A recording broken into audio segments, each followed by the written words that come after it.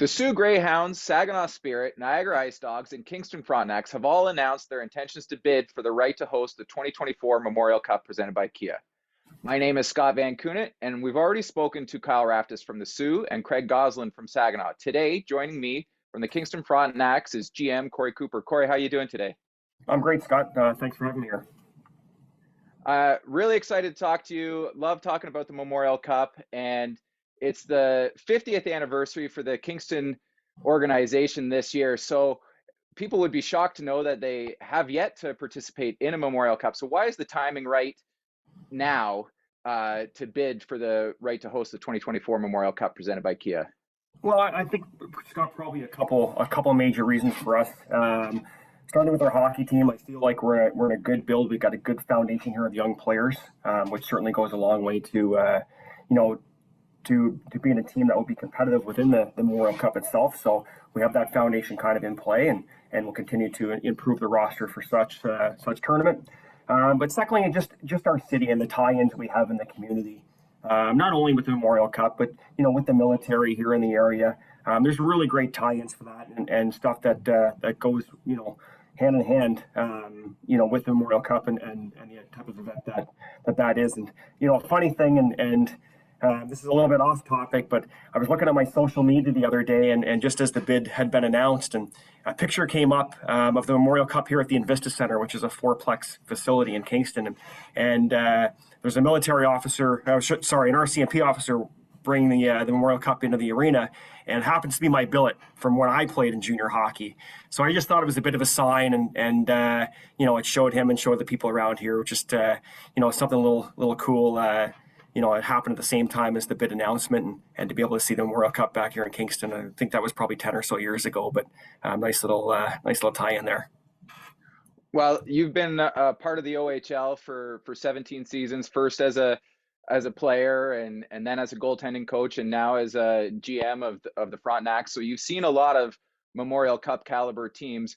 What makes you believe that your team will be a Memorial Cup caliber team next season?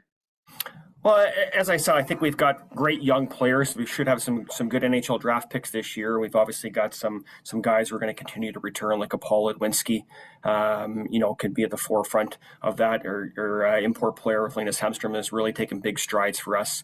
But it's really about the depth at all three positions. I think we've got a really good. Both our goaltenders are fantastic. Our young kid Mason Vakari has really shown that he can take the next level within this league. We've got some young defensemen such as Quentin Burns, Tommy Budnick, Malik McGowan has really taken a step for us this year. So I think we've got depth at all three positions. With the Outwaters and Sotos and whatnot of the world up front as well, that those guys will be a year older next year, and certainly we expect them to be able to contribute, and we'll continue to build around those foundational keys that we already have in place. Yeah, Soto having a breakout year for you guys. Him, Burns, Hemstrom, Outwater, all ranked for the 2023 NHL draft. Obviously, Ludwinski drafted last year. So how much does their play in the playoffs last year, or just in the league for the guys that did play last year, how is that going to help them going forward, this year and into next year? Well, it's important. I mean, you certainly have to have some success and have guys who've gone through it a little bit already. We certainly don't take that for granted. We want to make sure we're a competitive team always. And that's important for some of the younger guys who may not have experienced it yet. So every game matters, winning matters. We want to make sure we're out here to win every game while we continue to develop our players and know that it's part of the progression line, right? We want to see improvement. I think that's one of the key things for us this year with a younger team and guys who will be, 18 and 19 next year, which falls in the timeline.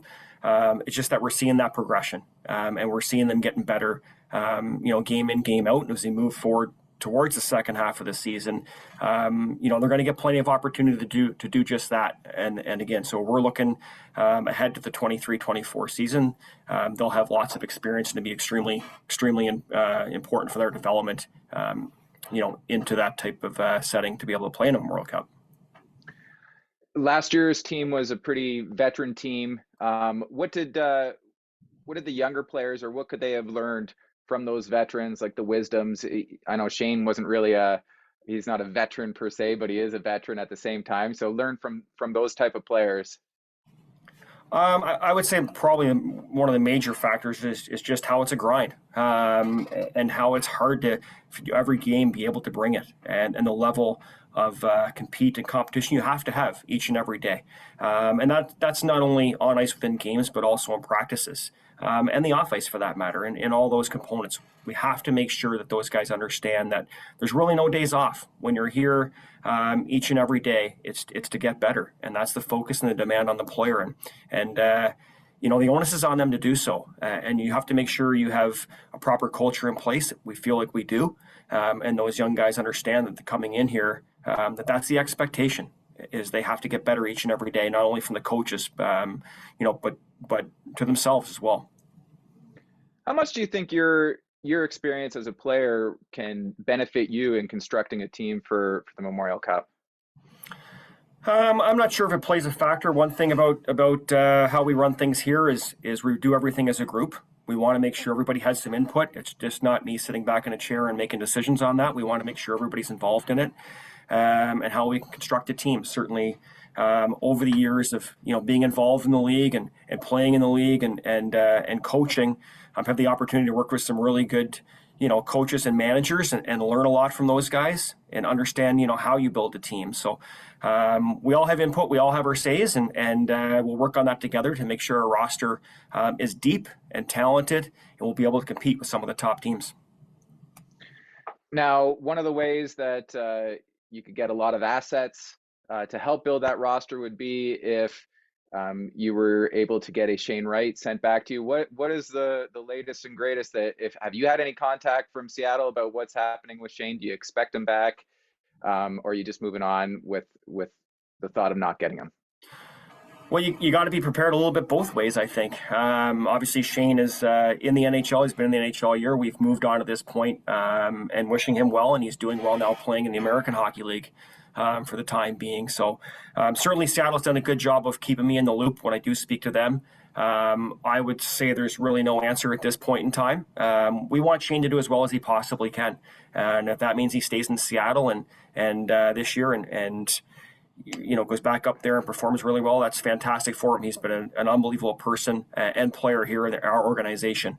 So we'll cross that bridge when it happens. Maybe they send him to World Juniors, maybe they keep him all the way through. That's really up to Seattle to determine. But they are doing a good job of letting us know kind of where it sits for now. And should he return, then we'll look at all options, what the best fit for Shane and the organization is, and how we move forward with that. But right now it's up to Seattle and really Shane's performance as to where it goes next. For you, it must be nice to see him having that success in Coachella Valley with the 4 goals in 3 games since being sent to the AHL. Yeah, I'm certainly happy for him. Spent enough time in the American League myself coaching, so I know it's not an easy league, and it's a hard league to score in. And watching Shane do what he's certainly capable of doing, and being able to see those highlights and goals, and it's nice to see him scoring. I mean, he's a gifted player, no doubt. But I think more importantly for me, it's and our organization, not just me, is he's a great person, and we with him, wish him nothing but the greatest success, and it's certainly nice to see him happy and smiling and celebrating when he scores goals like he's capable of. Yeah, everybody who's followed along in the OHL or the CHL knows how good Shane is, and that he'll have success once he gets the opportunity. Back to your team and the now. What's been the players' reaction in the dressing room, and how excited are they at the possibility of playing in the Memorial Cup next year? Extremely excited, because we know we've got a lot of players who are eligible to return here. And I can tell you, when we do have some atmosphere in this building, it's a great spot to play. And our players rally around that. So knowing they have an opportunity to play an event that, if you asked all these young players coming into it, and they're fully aware of what the Memorial Cup is and how big of an event, that is in our city here in Kingston, it will be phenomenal. So our players, already talk about it a little bit within the room. We try to keep their focus on the task at hand, which is, the current now. But I'd be lying to you if I said there wasn't some excitement within the group. And what about around the city? What's the buzz around the city right now? We actually had a big meeting yesterday, and had a lot of the the top end people around the city. And I can tell you, I sat in on it, and there's a lot of excitement that way. They certainly love to be the host here. They've done a great job with some major events here recently in the city of Kingston with the curling events with the Briar and the Scotties. And I mean, the Tragically Hip last concert was massive. And the city did a phenomenal job of hosting those events. It drew a lot of people in them. And it just shows how great of a spot this is to live and play hockey here in Kingston. So I know they'll put forth a fantastic bid. And it'd be a great spot, to host a Memorial Cup and a tournament of that magnitude. You mentioned the military tie-in, which is great. What other things can Kingston offer that maybe the other markets don't or can't offer? I mean, I just think they're going to come to a city that has a lot of history and a lot of tradition, not only in hockey as a birthplace of hockey, but some of the major universities they have around downtown here, and some of the local culinary restaurants and stuff we have down through our city in the downtown core.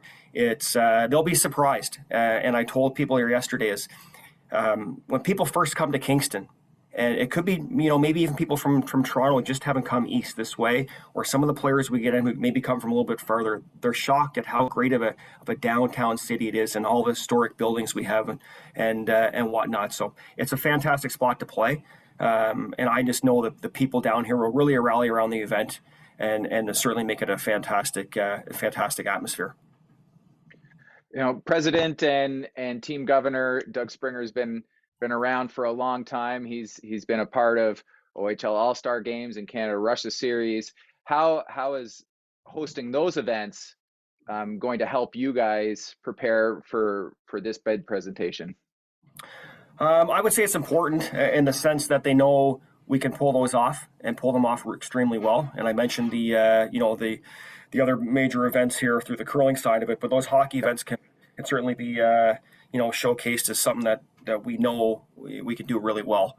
We got a great building here for it, the Leon Center, at a 5,500 seating capacity with all the suites and amenities that we have. We're very fortunate to have this type of building here in Kingston, and our guys love playing here. Like I said, I know visiting teams come in, they know it's a nice facility, and I know if you're watching, from TV at home, this building looks extremely nice. It's extremely clean. It's a newer building, and they really take care of you here. So it will be a great spot, again, to have such an event.